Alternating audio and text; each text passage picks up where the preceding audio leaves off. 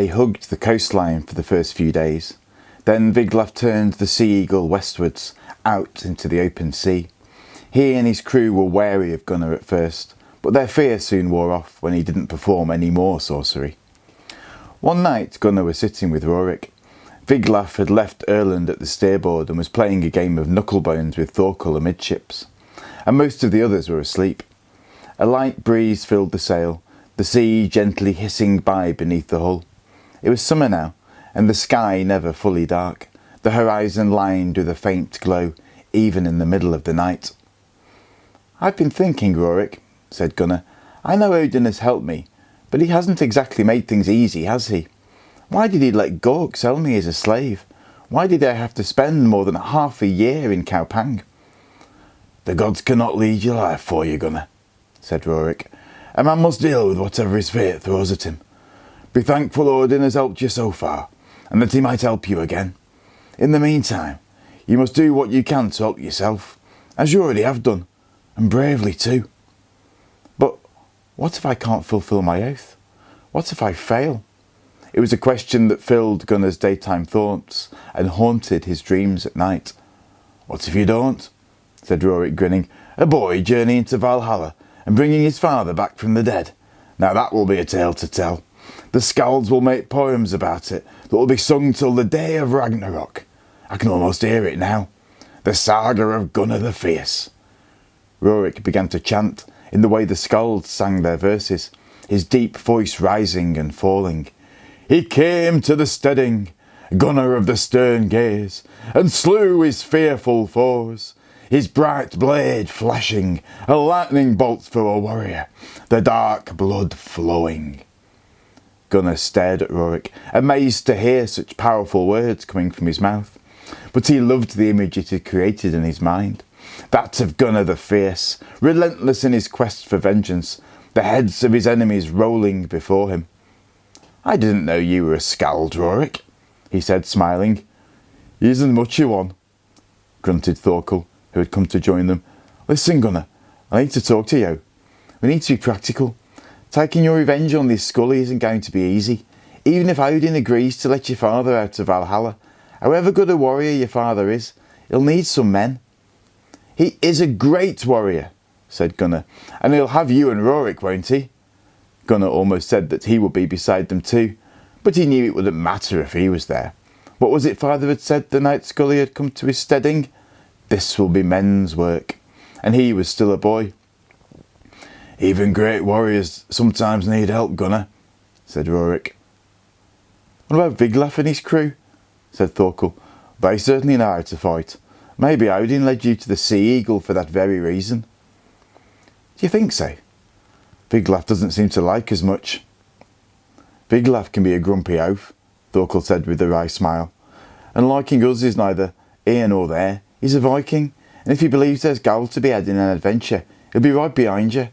He was awed by your sorcery with the prow. I'm sure he could be persuaded to help you and your father." "What was he doing in Kaupang?" Gunnar asked. "You mean, was he there to sell slaves?" said Thorkel. "Not this time. He came to buy food, fill his water barrels, give his men a few days on land before they go raiding again. But I'd be lying if I told you Wiglaf never took captives to sell as slaves. It's rare a Viking who doesn't if there's profit to be had." Gunnar frowned and turned to Rorik. The big man shrugged. "Beggars can't be choosers, Gunnar," he said. "A wise warrior uses his weapons to hand, even if they're not as good as the ones he'd like." Gunnar thought for a moment, then he shrugged too. "Will you speak to him, Thorkel?" he asked. "I can offer him glory, but not gold. Not yet, anyway." "We don't have to tell him that," said Thorkel, winking. "Hi, Wiglaf!" Gunnar watched Thorkel go, but his mind was full of fighting, images of blades rising and falling, Scully and Grim and all the wolfmen paying with their lives for the evil that they'd done. Then he lay down to sleep, smiling fiercely, wishing that he could truly be the avenging Gunnar of Rorik's poem. 3 days later, they turned north, and the sea grew grey, the sun hiding behind black clouds.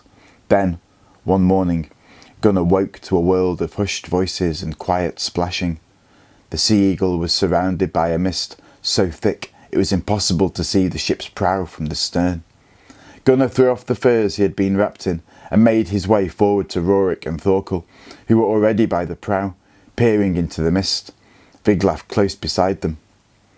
"What's happening?" whispered Gunnar. The sail had been furled, and the crew were at their benches, gently dipping and raising the oars. "Wiglaf thinks there's land ahead," said Thorkel, "but we don't know how far because of the mist. We have to take it slowly, in case of rocks." "Is it the land of ice and fire?" said Gunnar. "It had better be, or we're badly lost," growled Wiglaf. He turned and yelled, looking upwards and cupping his hands around his mouth.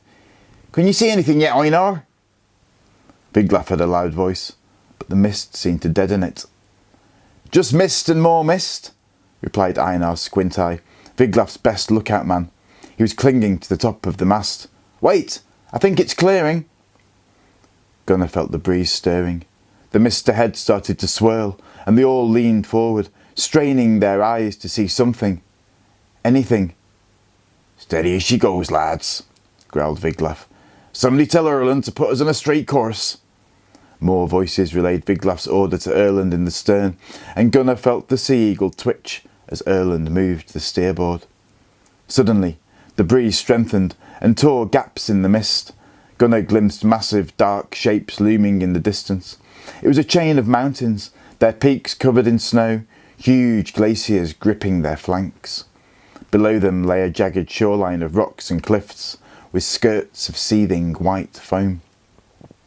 "Well, that looks like Iceland to me," said Wiglaf, turning to Gunnar. "Is there a particular place you want to go? Most of the settlements are on the coast." Gunnar felt the eyes of all three men on him. He hadn't thought about where in the land of ice and fire he would find Bifrost, but he was sure Odin would somehow show him where to go. Just take us wherever it's easy to land," he said, "but not near a settlement. I want to stay as far away from people as possible." "We can understand that," grunted Thorkel. "Do as the boy says, Wiglaf." Wiglaf ordered Erland to follow the coastline. Soon the mist had gone and the wind grew strong enough for them to raise the sail. Gunnar stood by the prow, studying the shore, looking for any kind of sign, perhaps even Odin himself. But there was nothing, and the only creatures Gunnar saw were crowds of wheeling, screeching gulls, none of them remotely interested in him. "Hey, Wiglaf!" yelled Einar Squint-Eye after a while. "A beach! Over there!" Wiglaf peered in the direction Einar was pointing. "Seems as good a place as any," Wiglaf said with a shrug. "Right, lads, let's take her in. Steady now." Moments later, the keel of the Sea Eagle crunched onto the beach and they came to a halt. Rorik jumped down from the gunwale beside the prow and landed in the sea, the water over his knees. He looked up at Gunnar. "Come on," he said. "The land of ice and fire awaits you." Gunnar took a deep breath and jumped down beside him.